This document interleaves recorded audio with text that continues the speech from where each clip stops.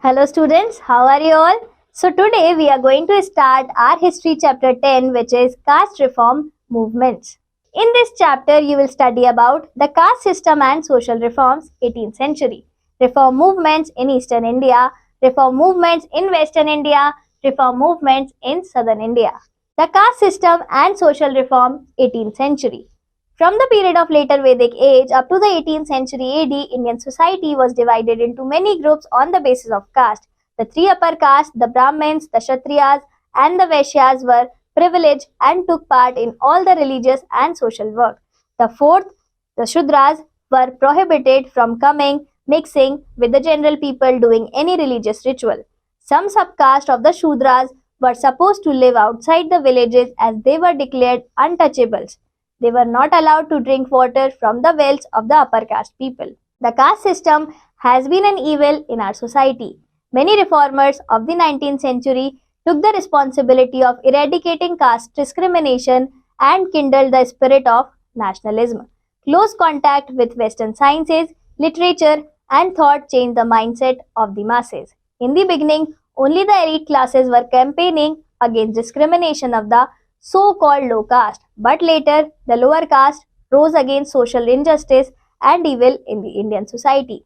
The social reformers were influenced by the ideals of equality, liberty, and fraternity. They tried to modernize Indian society and made efforts to remove social evils like untouchability and caste distinction by following the path of reason. Many socio-religious reform movements spread in different parts of India. Kerala had suffered at the hands of very rigid oppressive caste system.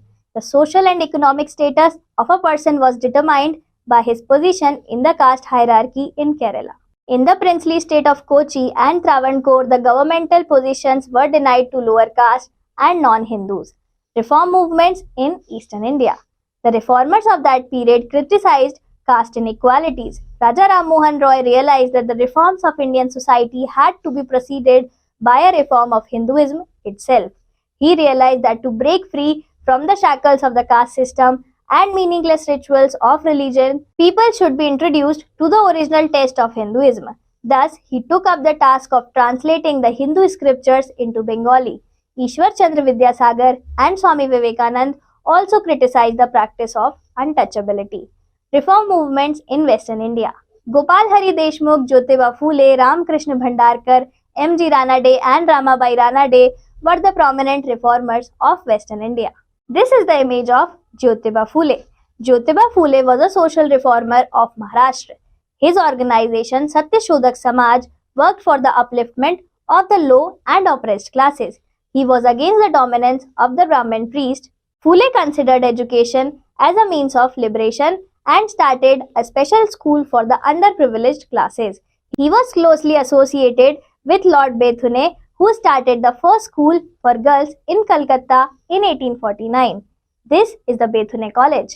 Do you know, Jyotiba Phule rejected Indian National Congress Party and defined it as the party of the rich and upper caste.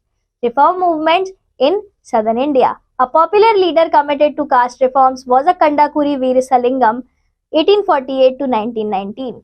He is considered the prophet of modern Andhra Pradesh as he awakened the Andhra society from their orthodox customs and superstitions. He was a reformer and the first person to write novel, drama, books on natural sciences and history in Telugu and Telugu prose for women. He wrote Abhagyopathya Namu, a humorous satire on the Andhra society. Viveka Vardhini, a magazine, was started by him in which he propagated women's education, widow remarriage and the rights of women. He opposed Kanya Sulkam, price of bride and marriage of old men with young girls. He arranged the first ever widow remarriage in 1881. His organization is called Hitkarini. Sri Narayan Guru, 1854 to 1928. Sri Narayan Guru was another reformer of South India. He was a Hindu saint and social reformer.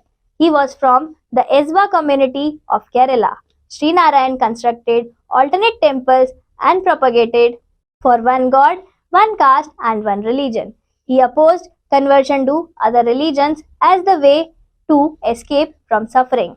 His temples has no idol but only one stone. He founded Sri Narayan Guru Dharma Paripalana Yogam. This is the image of Sri Narayan Guru. Periyar E.V. Ramasamy, 1879 to 1973. He was born in Erode town of Tamil Nadu. He was a great rationalist and revolutionist. He left the Congress in 1925 as he felt that this party is only serving for the interest of Brahmins. He called the Congress as a fort of Brahmins. He questioned the subjugation of Dravidian race by the Brahmins, who enjoyed the donations and gifts of Dravidians. This is the image of Periyar E.V. Ramasamy, but discriminated against them in social and religious matters.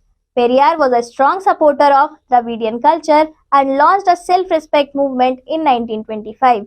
He propagated the principles of nationalism, self-respect, women's rights, and eradication of caste system. Swami Dayanand Saraswati, 1824 to 83. He was a great saint, philosopher, and scholar. He was born in a Brahmin family. He established Arya Samaj, Society of Nobles, at Bombay and later in Lahore in 1875. He believed in one God and propagated the message of back to Vedas. Veda is a source of great knowledge. He also started Shuddhi movement to reconvert Hindus who had been converted to other religions. He opposed idol worship, child marriage and caste system. He was a great supporter of widow remarriage and women's education. He wanted to build a free, strong and united India. He prepared the background in India for Mahatma Gandhi's political programs. Dr. Ambedkar was popularly known as Baba Sahib. He led millions of oppressed people to a life of self-respect and dignity. Born into a poor, untouchable family, he had to sit in the corner of the classroom on a mat away from the desk of the other pupils. He went to Columbia University. He experienced freedom and equality here. He realized that the education is the only way to achieve justice. He said justice will not be granted by others. The sufferers must secure justice for themselves. This is the image of Dr. Bhimrao Ambedkar. He founded a Marathi newspaper, Mook Nayak, to campaign for the rights of the untouchables. He founded the Bahishkriti Hitkarni Sabha and set up hostels, schools and free libraries to promote education and socio-economic upliftment of Dalits. He is known as the architect of India's constitution. K. Kalappan and J. K. Madhavan also fought for the rights of the untouchables to enter temples and the domination of the Brahmins. Mahatma Gandhi. Mahatma Gandhi, popularly known as Father of Nation, played a stellar role in India's freedom struggle. He started a nationwide movement against untouchability. He initiated many activities like Satyagraha and Sarvodaya under non-violent resistance. He wanted to transform India into a community where every individual would serve others, especially the poor and the weak. He called people of the so-called lower caste Harijans or Children of God. He founded the All India Anti-Untouchability League and started the weekly Harijan. He supported education of women and widow remarriage. He opposed dowry and parda system. This is a print of newspaper from the old times with the image of Gandhiji and Ambedkar on the sides. Impact. There had been challenges to the caste system from the time of Buddha and Mahavir and even earlier than that. But it was during the reform movements that the opposition of the caste system spread throughout India and among all sections of the society. The movement was helped by education, contact with Europeans, printing press, etc. The most remarkable phenomenon was their surgence of national consciousness and cultural unity. Summing up, the caste system divided the Indian society into many groups. The caste system has been an evil in our society. Close contact with Western sciences, literature and thought changed the mindsets of the masses. The reformers tried to modernize Indian society and made efforts to remove social evils like untouchability and caste distinction by following the path of reason.